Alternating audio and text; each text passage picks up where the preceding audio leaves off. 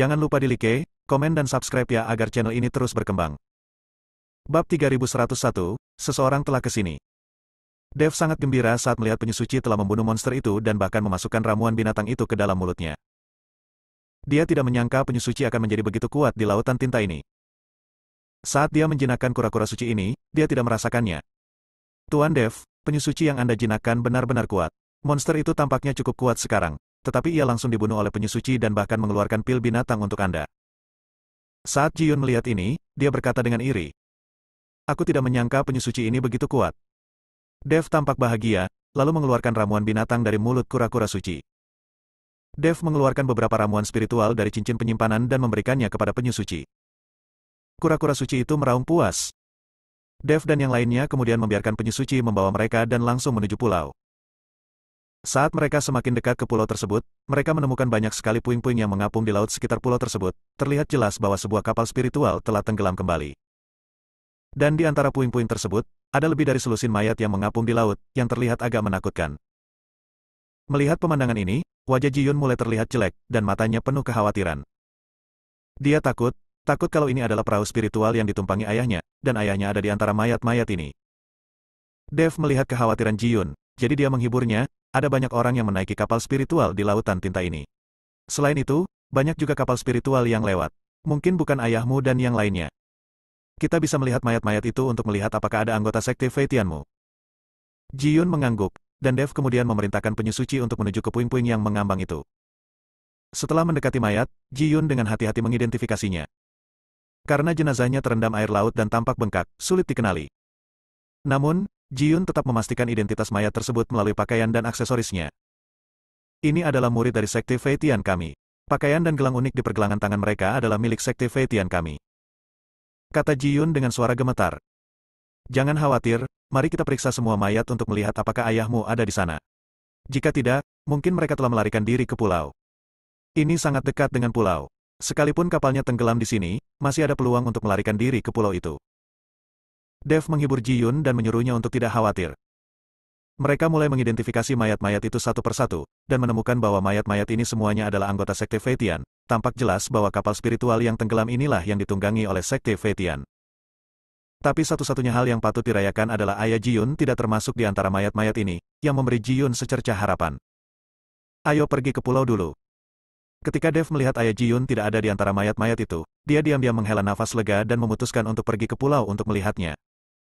Segera, penyusuci datang ke pulau itu, tetapi setelah tiba di sini, penyusuci sudah tidak ada lagi di depan. Sepertinya ada sesuatu di pulau itu yang membuat takut penyusuci. Ketika Dev dan yang lainnya melihat ini, mereka hanya bisa melompat dari punggung penyusuci dan melompat ke pulau kecil. Saat ini, Dev menemukan bahwa di pulau kecil ini, tidak ada daya isap seperti itu di lautan tinta, dan dia bisa terbang bebas. Ini mengejutkannya. Tunggu kami di sini, jangan lari-lari. Dev memerintahkan penyusuci. Penyusuci mengangguk dan menanggapi Dev. Dev, lihat. Gao Qilan tiba-tiba memanggil Dev dan menunjuk ke pantai tidak jauh dari pulau dan berkata. Beberapa orang berlarian dan melihat banyak jejak kaki yang berantakan di tanah. Meski jejak kaki tersebut tertutup banyak pasir, namun masih dapat dikenali dengan jelas. Sepertinya seseorang mendarat di pulau ini beberapa hari yang lalu, mungkin itu ayahmu dan yang lainnya. Dev memeriksa jejak kakinya dan berkata. Saat Ji Yun mendengar ini, akhirnya ada sedikit rasa lega di wajahnya. Bab 3102, aneh. Ayo masuk ke dalam dan melihat. Setelah Dev selesai berbicara, dia memimpin Ji Yun dan Gao Qilan menuju pulau. Walaupun pulau kecil ini terletak jauh di dalam lautan tinta, namun lingkungan di pulau ini sangat asri, dengan pepohonan hijau dan udara yang sangat bagus, sangat kontras dengan lautan tinta yang gelap. Apalagi di pulau kecil tersebut burung-burung berkicau dan beterbangan dari waktu ke waktu membuat Dev sedikit penasaran, apakah burung-burung ini selalu hidup di pulau ini. Toh pulau kecil ini dikelilingi lautan tinta. Kalau mau pergi dari pulau kecil ini ke daratan terdekat mungkin jaraknya ribuan kilometer. Tidak ada habitat di tengahnya, jadi sulit agar burung-burung ini bisa terbang. Sambil berjalan menuju pulau kecil, kesadaran Dev mulai menyebar perlahan, memeriksa situasi dalam beberapa mil di sekitarnya. Jika ada seseorang di sekitarnya, dia bisa langsung merasakannya. Saat ini, jauh di dalam pulau, di bawah pohon besar setebal beberapa meter, 6 orang sedang duduk-duduk di bawah pohon tersebut. Salah satunya adalah seorang pria parubaya, wajahnya penuh perubahan kehidupan dan kesedihan. Pria ini adalah ayah Ji Yun, Ji Lianhan, pemimpin sekte Feitian. Kapal spiritual mereka tenggelam dan mereka terjebak di pulau ini. Master Sekte, kita tidak bisa berkeliaran. Pulau ini sungguh aneh. Banyak saudara yang hilang dan tidak bisa dihubungi sama sekali. Ya, kita tidak bisa pergi sekarang. Jelas ada lebih dari selusin orang yang bersama, tapi saat kita berjalan, jumlah orangnya lebih sedikit, tapi tidak ada yang memperhatikan sesuatu yang tidak biasa. Mengerikan, pulau ini sangat mengerikan. Beberapa murid Sekte Feitian sekarang penuh ketakutan dan tidak berani bergerak sama sekali. Jilianzan juga mengerutkan kening, tidak tahu apa yang dia pikirkan. Pulau itu memang agak aneh. Dia awalnya berenang ke pulau itu dengan selusin murid, tetapi setelah memasuki pulau itu, beberapa murid terus menghilang tanpa bisa dijelaskan. Tidak ada pertempuran sama sekali, dan tidak ada monster yang terlihat, tidak ada yang tahu kemana perginya murid-murid ini. Apakah dia tersesat atau ditangkap? Sekarang Jilianzan berada dalam dilema, jika mereka berhenti bergerak dan tetap berada di bawah pohon ini, meskipun mereka tidak makan atau minum, mereka akan terjebak di sini selamanya. Memikirkan Sekte Feitiannya dan diserang oleh Chuan Yunmen, Jilianzan menjadi sangat marah. Dia tidak boleh mati terjebak di sini. Kita tidak boleh terjebak di sini. Kita harus terus berjalan dan mencari cara untuk keluar. Kali ini semua orang mencari sesuatu untuk disatukan. Pasti tidak akan ada lagi orang hilang. Jilianzan berkata dengan tegas. Setelah mendengar bahwa dia akan pergi, beberapa murid Sekte Feitian panik. Master Sekte, tolong, jangan berjalan-jalan. Ini benar-benar menakutkan. Hanya sedikit dari kita yang tersisa, dan mereka semua akan menghilang seiring berjalannya waktu. Kami lebih memilih terjebak di sini daripada pergi. Beberapa murid Sekte Feitian memohon pada Jilianzan, mereka tidak ingin pergi lagi. Daripada menghilang tanpa alasan dan hidup dalam ketakutan, lebih baik terjebak di sini dan mati. Melihat tidak ada murid yang berani bergerak, Jilianzan mengerutkan kening, meskipun orang-orang ini adalah murid Sekte Feitian, mereka harus mematuhi perintahnya tanpa syarat. Tetapi saat ini, dia tahu bahwa murid-murid ini sudah pingsan, jadi bisa dimengerti jika mereka menolak perintahnya. Kalau begitu kamu tunggu di sini, aku akan menjelajahi daerah terdekat, dan aku akan mengirimimu pesan setiap 10 menit. Jika kamu tidak dapat mendengar pesanku, maka kamu bisa melakukannya sendiri. Jilianzan berencana untuk menjelajahi situasinya sendirian, dia tidak ingin duduk di sini dan menunggu mati. Ketika beberapa murid Sekte Feitian melihat ini, mereka tidak berani mengatakan apa-apa, mereka hanya bisa berdoa agar Jilianzan tidak mendapat masalah. Tetapi ketika Jilianzan hendak pergi, tubuhnya tiba-tiba membeku, dan kemudian tubuhnya tampak membeku, tidak bergerak. Bab 3103, Hilang. Karena saat ini, Jilianzan merasa ada seseorang yang menggunakan kesadaran spiritualnya untuk menjelajahi jalannya. Dia baru saja mengirimkan kesadaran spiritualnya untuk menjelajah, dan menemukan bahwa tidak ada jejak nafas manusia di daerah sekitarnya selama beberapa mil. Tetapi setelah beberapa saat, bagaimana bisa ada nafas manusia? Meski tidak tahu siapa orang-orang ini, Jilianzan masih sedikit bersemangat bisa bertemu manusia di pulau ini. Segera, murid Sekte Feitian lainnya berjauhan sehingga seseorang mendekat, dan mereka juga sangat bersemangat. Sekte Guru, haruskah kita menggunakan kesadaran spiritual kita untuk merespons satu sama lain? Kata seorang murid Sekte Feitian. Jilianzan melambaikan tangannya dan berkata, tidak, sembunyikan nafasmu sekarang, dan kami akan menunggu dengan tenang. Saya yakin orang-orang ini akan segera datang. Pertama cari tahu siapa orang itu sebelum kamu bicara. Jilianzan takut orang-orang dari Chuan Yunmen juga akan datang ke pulau ini dan membunuh mereka semua. Tahu pihak lain punya tunggangan penyu yang besar, jadi mudah untuk sampai ke pulau ini, dan tidak perlu khawatir terbalik diterpa angin dan ombak. Setelah mendengar ini, beberapa murid Sekte Feitian buru-buru menyembunyikan aura mereka dan menunggu dengan tenang. Tuan Dev, pulau ini terlihat sangat indah, dan ada burung terbang di atasnya. Mengapa Anda tidak dapat melihat hewan lain setelah masuk? Aneh sekali, aku bahkan tidak melihat seekor semut, bahkan seekor serangga pun tidak. Sepertinya gunung dan hutan di pulau ini palsu. Jiyun mau tidak mau mengungkapkan keraguannya. Dev tidak berbicara, tetapi alisnya perlahan berkerut. Dia juga menemukan bahwa pulau itu agak aneh, tetapi dia tidak dapat mengungkapkannya dengan kata-kata. Masuk akal jika pulau yang begitu indah pasti memiliki banyak hewan, dan tidak mengherankan meskipun ada monster, tetapi di sini sangat sepi. Ada tumbuhan tinggi di mana-mana, tapi terlihat sedikit tidak bernyawa. Nona Gao, sebentar. Dev ingin mengatakan sesuatu kepada Gao Qilan, tetapi ketika dia berbalik untuk melihat, dia tidak melihat Gao Qilan sama sekali. Kali ini, Dev langsung panik. Jiyun, di mana Gao Qilan? Dev bertanya pada Jiyun. Lagi pula, dia sedang menjelajahi jalan di depan, Jiyun dan Gao Qilan mengikuti di belakang. Gao Qilan hilang, Jiyun seharusnya tahu. Nona Gao mengikutiku, kenapa dia hilang? Jiyun menoleh ke belakang dan tidak menemukan Gao Qilan, dan dia menjadi cemas. Nona Gao. Gao Qilan. Dev dan Jiyun berteriak keras. Suara mereka mengandung kekuatan spiritual dan menembus sangat jauh, namun, mereka berteriak beberapa kali tetapi tidak mendengar respon apapun.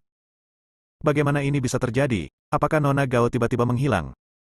Wajah Ji Yun bingung. Dev membeku di tempat, dengan hati-hati melihat sekeliling pulau. Dia tidak mengerti kenapa Gao Qilan tiba-tiba menghilang.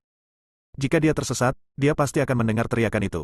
Jika dia ditangkap oleh sesuatu, Gao Qilan seharusnya punya waktu untuk meminta bantuan. Jarak mereka hanya beberapa meter, dan bisa dikatakan Gao Qilan menghilang tepat di depan hidung mereka. Aneh sekali, sangat aneh. Dev mengerutkan kening, dan kemudian sumber ilusi keluar dari ruang sumber. Sekarang Gao Qilan tiba-tiba menghilang, Dev curiga ada formasi sihir di seluruh pulau. Jika seseorang tiba-tiba menghilang dalam susunan ilusi, itu akan mudah dijelaskan. Jadi Dev ingin melihat apakah ada formasi hantu besar di pulau ini. Saat sumber ilusi Dev terpancar, Dev mengamati dengan cermat, tetapi Dev memeriksa dan tidak menemukan formasi apapun di sekitar mereka. Saat ini, Dev mulai merasa sedikit tidak berdaya. Gao Qiqiang menyerahkan Gao Qilan kepadanya dan menyuruhnya untuk menjaganya dengan baik. Sekarang sudah bagus. Baru beberapa hari berlalu dan Gao Qilan telah hilang. Bab 3104, Pertemuan. Dev dan Ji Yun sama-sama dalam keadaan cemas. Tidak ada yang menyangka bahwa Gao Qilan akan hilang setelah tiba di pulau itu. Tuan Dev, apa yang harus kita lakukan selanjutnya? Ji Yun bertanya, agak bingung. Teruslah berjalan. Tidak peduli bagaimana Nona Gao menghilang, dia pasti tidak akan meninggalkan pulau ini. Selama dia masih hidup, saya akan mencari ke seluruh pulau untuk menemukannya. Kata Dev dengan mata tegas. Tidak mungkin dia meninggalkan Gao Qilan sendirian. Dev tidak akan meninggalkan pulau ini jika Gao Qilan tidak dapat ditemukan. Kalau begitu ayo berjalan berdampingan. Kalau ada yang menghilang, kita bisa segera menemukannya. Ji Yun berjalan ke arah Dev dan berjalan berdampingan. Kesadaran Dev terus menyebar ke sekeliling, dan Ji Yun juga melihat sekeliling dengan waspada. Setelah berjalan dalam jarak tertentu, Dev melambaikan tangannya untuk membuat Ji Yun berhenti. Tuan Dev, ada apa? Ji Yun bertanya dengan suara rendah.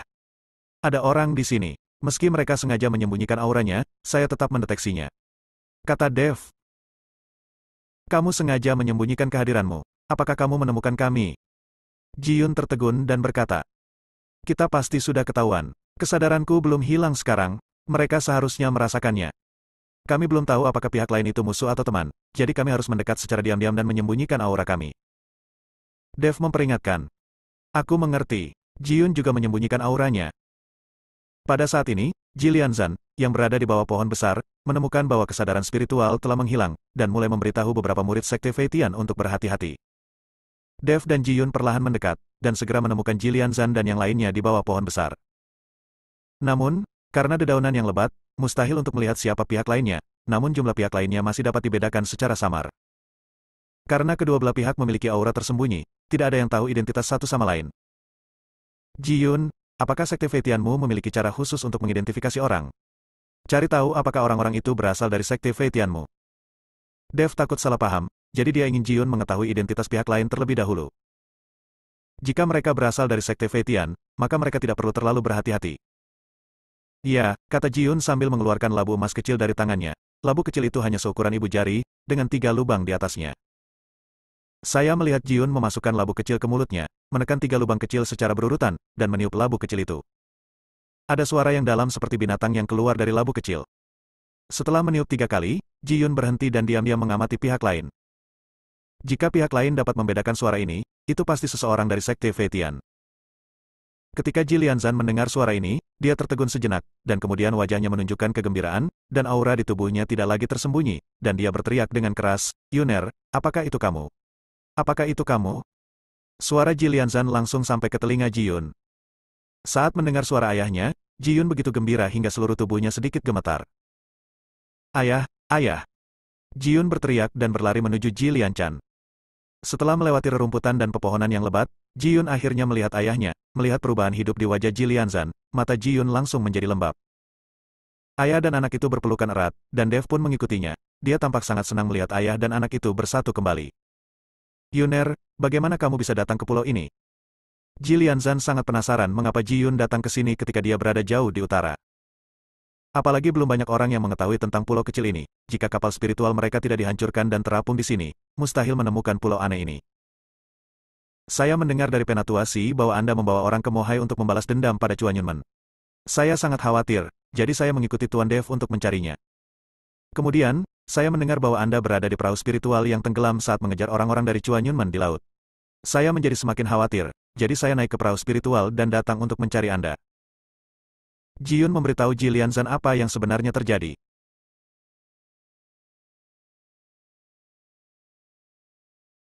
Bab 3105, terus bergerak maju. Ji Lianzan memandang Dev. Ketika dia menemukan bahwa usia Dev tidak jauh berbeda dengan Ji Yun, dia terkejut. Ji Lianzan juga mendengar Penatua Si mengatakan sesuatu tentang Dev. Dia tidak menyangka Dev masih begitu muda. Tuan Dev, terima kasih telah merawat anjing itu selama ini. Ji Lianzan berjalan menuju Dev dan berkata dengan sopan. Zhongzu Ji sangat sopan, Ji Yun juga banyak membantuku. Dev menjawab dengan sopan. Tuan Dev, apakah ada hal aneh yang terjadi pada Anda setelah Anda tiba di pulau itu? Ji Lianzan bertanya. Sesuatu yang aneh. Dev tampak bingung. Beberapa orang akan menghilang tanpa bisa dijelaskan, kata Ji Lianzan. Ya, salah satu orang kepercayaan Tuan Dev baru saja menghilang. Dia adalah wanita tertua dari keluarga Gao di Far North. Kami baru saja bersama, tapi dalam sekejap tidak ada seorang pun di sana. Tidak peduli seberapa keras kami mencari, kami tidak dapat menemukannya.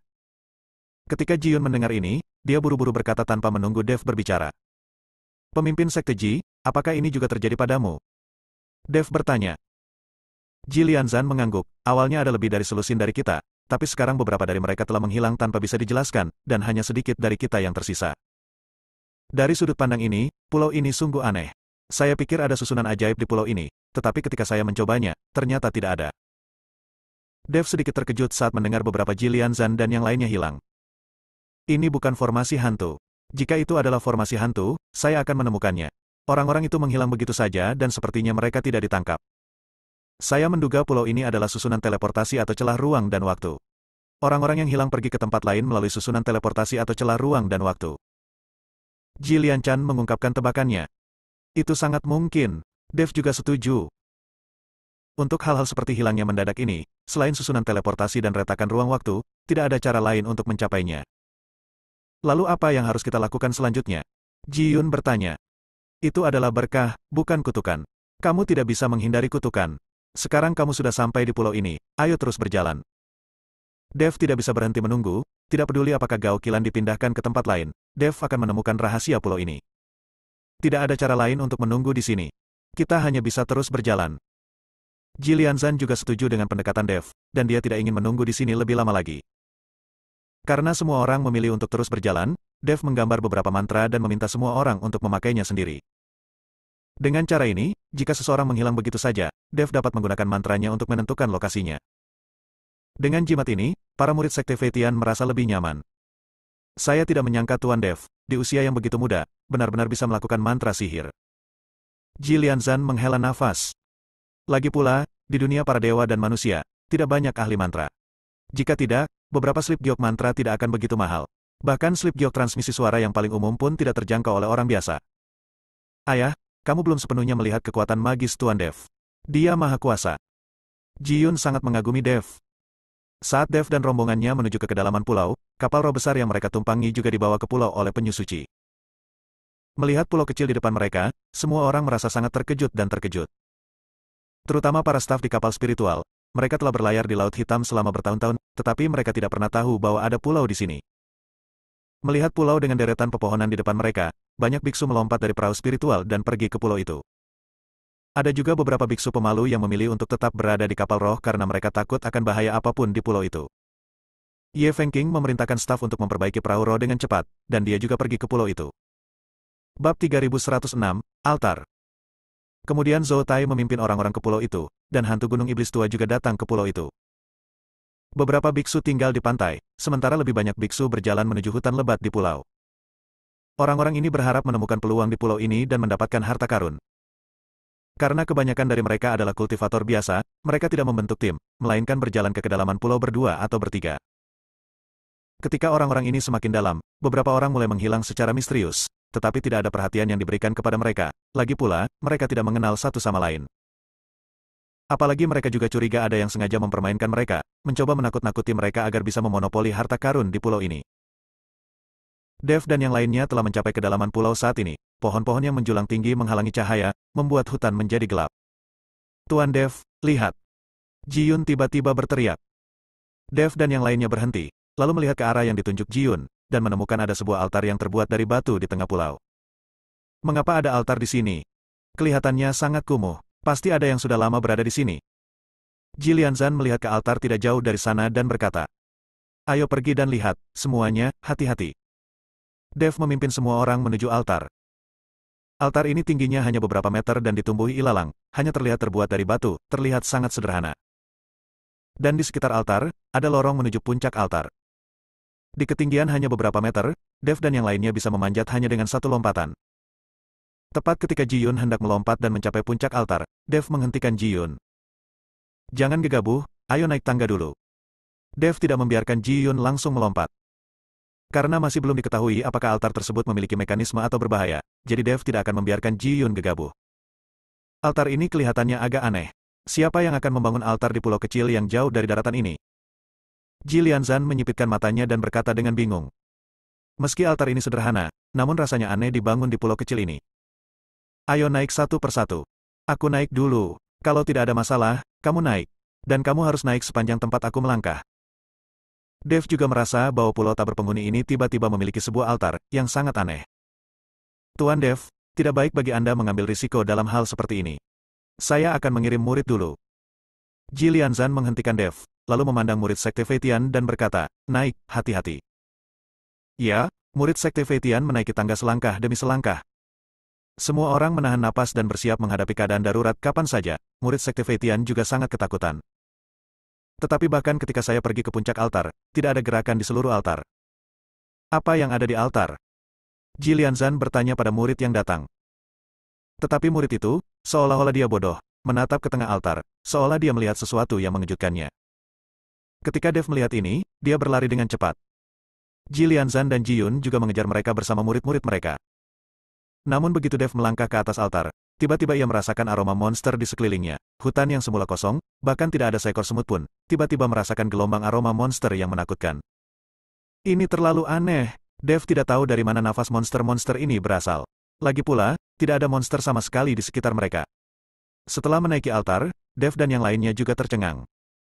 Mereka semua melihat ke tengah altar, ekspresi wajah mereka membeku. Mereka tidak pernah menyangka akan ada benda seperti itu di altar kecil. Bab 3107, Manusia Kayu. Menghadapi benda di altar, semua orang terdiam. Setelah beberapa saat, Jilianzan terkejut dan berkata, "Altar kecil ini tidak memiliki fluktuasi energi spiritual sama sekali. Saya tidak menyangka akan ada segel yang begitu menakutkan. Segel ini memang sangat kuat, tapi sepertinya gagal," kata Dev. Ternyata di atas altar tersebut terdapat sebuah batu kasar berdiameter 2 meter, dengan ukiran garis-garis rumit di atasnya, sekilas terlihat seperti formasi penyegelan. Hanya saja semua orang tidak tahu benda apa yang bisa disegel oleh altar sederhana seperti itu, dan bahkan menggunakan formasi penyegelan sebesar itu. Batu mentah dengan formasi penyegelan yang terukir di atasnya telah menjadi sedikit compang camping setelah bertahun-tahun ditempa. Garis-garis di atasnya hanya dapat dilihat secara samar-samar, dan bentuk umumnya dapat dilihat. Jika mereka tidak melihatnya dengan mata kepala sendiri, tidak ada yang akan percaya bahwa ada formasi penyegelan di altar sederhana seperti itu. Yang terpenting adalah batu segel mentah ini tidak memiliki fluktuasi energi spiritual, sama seperti batu biasa. Jadi ketika Dev dan yang lainnya berada di bawah sana, tidak ada yang menyadarinya. Formasi penyegelan tanpa fluktuasi energi spiritual akan kehilangan efektivitasnya di permukaan. Itulah sebabnya Dev mengatakan bahwa formasi tersebut tampaknya gagal. Bagaimanapun juga, apapun formasinya, ia perlu didorong oleh kekuatan spiritual. Beberapa formasi kuno secara bertahap akan menjadi lebih lemah karena konsumsi kekuatan spiritual, dan akhirnya kehilangan efektivitasnya sepenuhnya. Ini juga mengapa beberapa susunan penyegel perlu disuntik kembali dengan daya setelah beberapa tahun untuk mempertahankan pengoperasian susunan tersebut. Jelas sekali, batu penyegel di sini sudah ada selama bertahun-tahun, dan belum ada yang menyuntikkan kekuatan spiritual ke dalamnya, sehingga menjadi tidak valid. Tapi Dev ingin tahu apa sebenarnya yang dibutuhkan susunan penyegelan sebesar itu di pulau kecil ini, dan sepertinya susunan penyegelan itu sangat rumit. Batu seperti itu memiliki ukiran gambar yang tidak bisa dimengerti. Mungkinkah itu lingkaran penyegel? Apakah itu ajaib seperti yang kamu katakan? Ji Yun tidak tahu apa-apa tentang lingkaran sihir, jadi dia ingin mengulurkan tangan dan menyentuh batu aslinya. "Jangan bergerak." Dev menghentikan Ji Yun, "Jangan bergerak dengan santai sampai kamu benar-benar mengetahui apakah lingkaran sihir ini telah gagal." Saat Dev mengatakan ini, Ji Yun sangat ketakutan hingga dia tidak berani bergerak. Jilianzan mengeluarkan sosok kayu itu dari tangannya, lalu membentuk segel dengan tangannya, dan energi spiritual terus mengalir menuju sosok kayu itu. Segera, manusia kayu itu mulai bergerak dan menjadi semakin fleksibel. Biarlah manusia kayu ini mencoba dulu untuk melihat apakah ada bahaya. kata Jilianzan sambil membuang manusia kayu itu, dan kemudian manusia kayu itu berubah menjadi tawa sepanjang 1 meter. Di bawah perintah Jilianzan, dia berjalan menuju batu segel aslinya. Saya tidak menyangka pemimpin Sekte Ji juga mengetahui teknik transformasi kayu roh. Dev tidak menyangka bahwa Jilianzan, seorang pemimpin sekte yang berspesialisasi dalam bisnis, dapat mengetahui teknik semacam ini. Meskipun dia pernah melihat teknik semacam ini, tidak banyak biksu yang mengetahuinya. Tuan Dev tertawa. Saya menghabiskan banyak uang untuk membeli ini. Bagaimana saya bisa mengetahui ini? Seseorang telah mengukir lingkaran sihir pada patung kayu ini. Jilianzan berkata sambil tersenyum canggung. Ketika Dev mendengar hal tersebut, ia menyadari bahwa ternyata sosok kayu Jilianzan itu seperti slip giok pemancar suara, dan telah diukir dengan lingkaran sihir oleh sang penyihir. Saat dibutuhkan, Jilianzan hanya perlu mengambilnya. Keluar dan gunakan. Tapi barang semacam ini jelas tidak murah, jauh lebih murah daripada slip giok transmisi suara. Sekarang Jilianzan telah membeli barang-barang seperti ini, terlihat bahwa Sekte Feitian sangat menguntungkan. Saat Dev sedang berbicara dengan Jilianzan, pria kayu yang dikendalikan oleh Jilianzan tiba-tiba mulai bergetar. Jilianzan melihat ini dan buru-buru mencoba mengendalikannya, namun pada akhirnya manusia kayu itu hancur berantakan dan berubah menjadi tumpukan kayu busuk. Melihat pemandangan ini, Jilianzan mengerutkan kening dan berkata, apakah batu segel kasar ini masih kuat? Dia mengira alasan mengapa manusia kayu itu seperti ini adalah karena batu penyegelnya sangat kuat, dan berubah menjadi seperti ini ketika dia menyentuhnya. Bab 3108, ditipu. Dev tersenyum dan menggelengkan kepalanya dan berkata, pemimpin Sekte Ji, bukan kekuatan batu asli yang disegel, tapi kamu tertipu. Lingkaran sihir yang diukir pada sosok kayu ini tidak sempurna. Itulah mengapa terjadi seperti ini. Sepertinya orang yang menjualmu patung kayu juga seorang penyihir setengah matang. Ketika Jilianzan mendengar ini, dia langsung menjadi marah. Sialan, kamu berani berbohong padaku. Saya menghabiskan ratusan juta koin spiritual untuk membeli ini. Jika saya melihat orang itu, saya pasti akan mengulitinya. Tuan Dev, apa yang harus kita lakukan sekarang? Bagaimana kalau saya mengirim seorang murid untuk mencoba? Tidak perlu, Dev melambaikan tangannya, lalu secara acak mematahkan dahan pohon dan mengambilnya di tangannya. Saya melihat Dev menggumamkan sesuatu, dan dahan di tangannya mulai bergerak. Kemudian, dahan-dahan itu mulai berputar seperti manusia, dan mereka melompat dari tangan Dev ke batu segel aslinya. Kemudian, di bawah kendali Dev, cabang itu melompat maju mundur di atas batu penyegel aslinya, tetapi tidak terjadi apa-apa, dan seluruh altar tidak menunjukkan reaksi.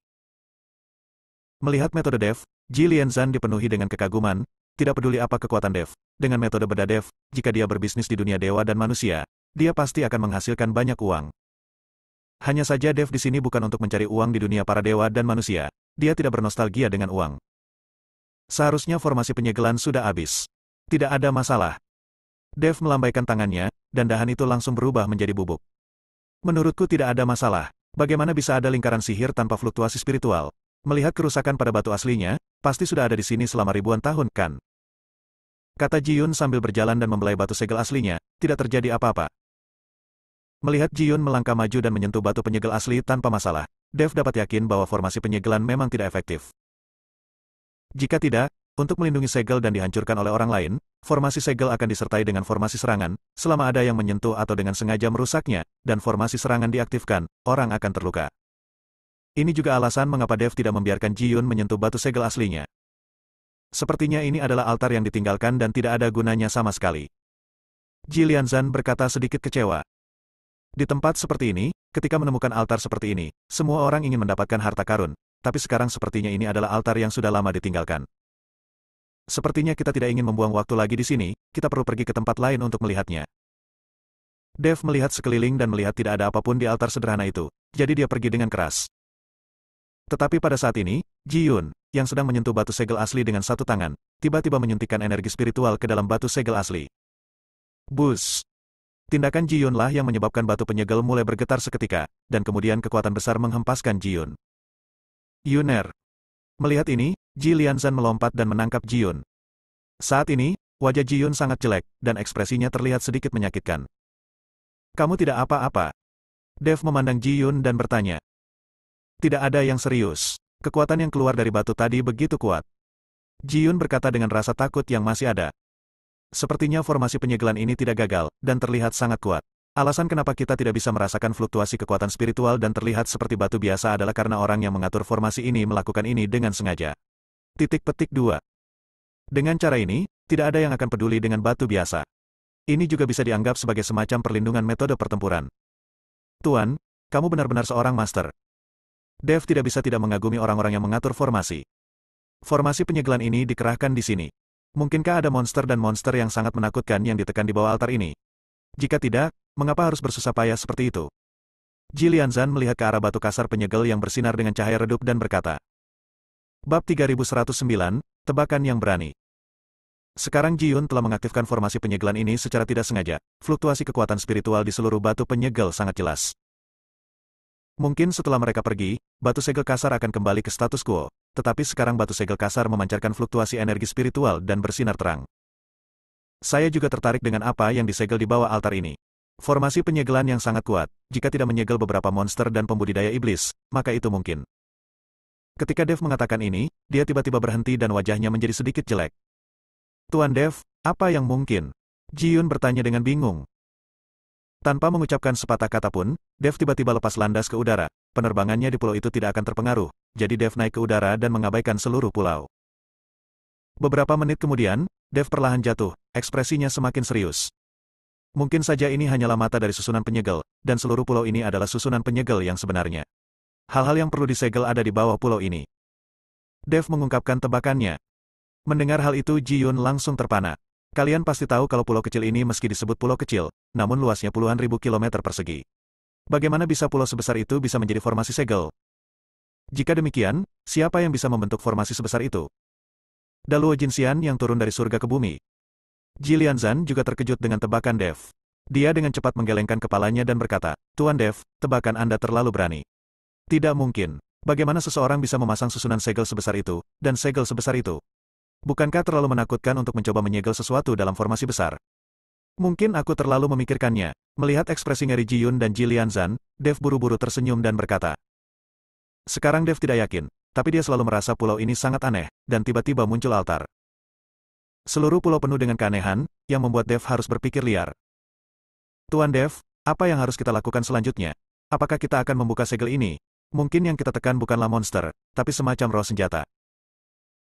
Ini dulunya adalah medan perang kuno. Banyak senjata spiritual dan artefak jatuh di sini. Bahkan jika Anda mendapatkan senjata dewa kuno yang agak rusak, itu tetap sepadan. Jika Anda memiliki roh senjata, itu akan menjadi sempurna. Ji Yun bertanya pada Dev. Dev menatap batu segel aslinya, lalu menggelengkan kepalanya dan berkata, lebih baik jangan menyentuh segel ini dulu. Jika ada monster menakutkan di bawah segel ini, maka kita akan mendapat masalah. Pulau kecil ini sepertinya sudah ada selama bertahun-tahun yang tak terhitung jumlahnya. Kecuali burung-burung yang terbang di langit, tidak ada satupun makhluk hidup di tanah. Ini terlalu aneh, lebih baik jangan bergerak. Dev juga sedikit takut dengan pulau aneh ini dan tidak berani bergerak dengan santai. Tuan Dev, Anda benar. Pulau ini terlalu aneh. Lebih baik tidak menyentuh apapun di dalamnya. Sebaiknya kita mencari orang yang hilang. Jika kamu bisa menemukannya, carilah cara untuk segera meninggalkan pulau ini. Aku selalu punya firasat buruk. Ji Lianzan tidak setuju untuk memindahkan segelnya. Lagi pula, orang yang bisa memasang lingkaran penyegelan di sini pasti bukan manusia biasa. Apa yang sebenarnya akan disegel di bawah adalah monster yang menakutkan. Tak satu pun dari mereka bisa melarikan diri. Ayo pergi. Dev berteriak kepada Ji Yun dan Ji Lianzan bahwa mereka berencana untuk pergi. Mereka tidak ingin memindahkan lingkaran penyegelan. Namun saat Dev dan yang lainnya hendak pergi, tiba-tiba terdengar suara langkah kaki yang berisik tidak jauh dari situ. Semua orang tercengang ketika mendengar langkah kaki, yang membuktikan bahwa seseorang juga telah datang ke pulau itu. Tapi siapa dia, mereka tidak tahu. Mungkinkah saudara-saudara yang hilang itu ada di sini? Pada saat ini, seorang murid sekte Feitian berkata dengan penuh semangat. Bab 3110, ada harta karun. Seharusnya bukan mereka, semuanya, harap berhati-hati. Ji Lianzan sedikit mengernyit. Tak lama kemudian, langkah kaki yang berisik itu semakin dekat, disertai keluhan.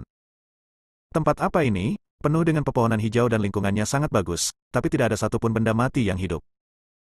Aku sudah berjalan sejauh ini, tapi aku belum menemukan apapun. Aku bahkan kehilangan 2 orang. Suara makian dan keluhan terdengar, menyebabkan Dev dan Ji Yun saling berpandangan. Mereka tahu dari suaranya bahwa orang yang datang tidak lain adalah Zhou Tai. Saat sosok Zhou Tai muncul, lebih dari selusin orang mengikutinya. Orang-orang ini semua berkeliaran di sekitar pulau dan berkumpul untuk sementara bagaimanapun. Zhou Tai sangat kuat dan Zhou Tai memiliki banyak orang, jadi mereka semua berpusat pada Zhou Tai. Tuan Zhou, lihat ke depan. Seseorang tiba-tiba berteriak. Altarnya, itu altarnya. Ada altar di sini. Pasti ada sesuatu yang bagus. Beberapa orang juga berteriak kegirangan. Dan masih ada orang yang hendak berlari menuju altar. Tapi dia dihentikan oleh Zhou Tai. Semuanya, bahkan tidak ada semut di pulau kecil ini, tapi sebuah altar tiba-tiba muncul. Tidak ada yang tahu apakah itu jebakan, tapi aku bisa mengatakannya dulu. Tidak peduli harta apa yang ada di sini, kita semua pergi bersama, lalu kita harus membaginya secara merata, jangan merusak keharmonisan. Zhou Tai berkata dengan keras. Saya mendengarkan Tuan Zhou. Tentu saja, kita satu kelompok sekarang. Saat semua orang berkumpul, keharmonisan tentu saja adalah hal yang paling penting. Semua orang setuju. Tapi tidak ada yang tahu apa yang dipikirkan semua orang. Lagi pula, orang-orang ini berkumpul untuk sementara waktu dan tidak memahami satu sama lain. Di dunia para dewa dan manusia ini di mana yang lemah dan yang kuat memangsa satu sama lain. Lagi pula, orang-orang ini berkumpul untuk sementara waktu dan tidak memahami satu sama lain. Di dunia para dewa dan manusia ini di mana yang lemah dan yang kuat memangsa satu sama lain, bagaimana mungkin ada orang yang benar-benar berbagi keuntungan secara setara? Kalau hartanya tidak berharga, tidak apa-apa. Kalau itu harta yang berharga, orang-orang ini pasti akan memperjuangkannya dengan gila-gilaan. Siapa yang cukup bodoh untuk membaginya secara merata? Zhou Tai juga merasa seperti Ming Jing di dalam hatinya. Alasan mengapa dia mengatakan ini adalah untuk menstabilkan orang-orang ini terlebih dahulu. Bagaimanapun, dia adalah yang paling kuat di antara kelompok orang ini. Jika memang ada harta karun, bukan dia yang memiliki keputusan akhir. Zhou Tai dan yang lainnya berjalan menuju altar dengan hati-hati, mereka sangat berhati-hati pada awalnya. Tetapi ketika mereka melihat altar itu rusak dan kecil, dan sepertinya akan runtuh kapan saja, mereka menjadi sangat santai. Altar ini sepertinya dibangun oleh suku tertentu. Harta karun apa yang ada? Sepertinya sudah bertahun-tahun berlalu dan mungkin tidak ada yang tersisa. Beberapa orang melihat ke altar dan merasa kecewa. Aku akan naik dan melihat. Pada saat ini, seorang biksu dengan bekas luka di sisi kiri wajahnya melompat langsung ke altar. Dia melihat sekilas batu segel kasar. Pada saat ini, batu segel kasar memancarkan cahaya redup, dan tanda yang terukir di atasnya terus mengalir. Melihat pemandangan ini, mata biksu itu membelalak. Ada harta karun di altar ini. Biksu itu berteriak. Begitu mereka mendengar ada harta karun, semua orang mengerumuni altar.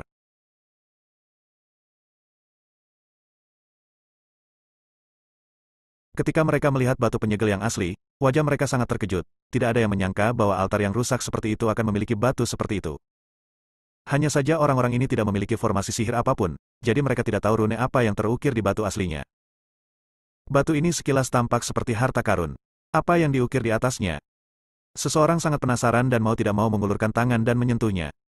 Tapi saat dia menyentuh batu penyegel aslinya, kekuatan yang kuat langsung menghempaskan biksu itu. Ketika semua orang melihat ini, mereka sangat ketakutan sehingga mereka bergegas menjauh dari batu penyegel dan melihatnya dengan heran. Saya tidak menyangka batu ini memiliki serangannya sendiri. Ini jelas merupakan harta karun. Kita harus menemukan cara untuk mengambilnya. Zhou Tai melihat batu segel asli dengan mata cerah. Bersambung.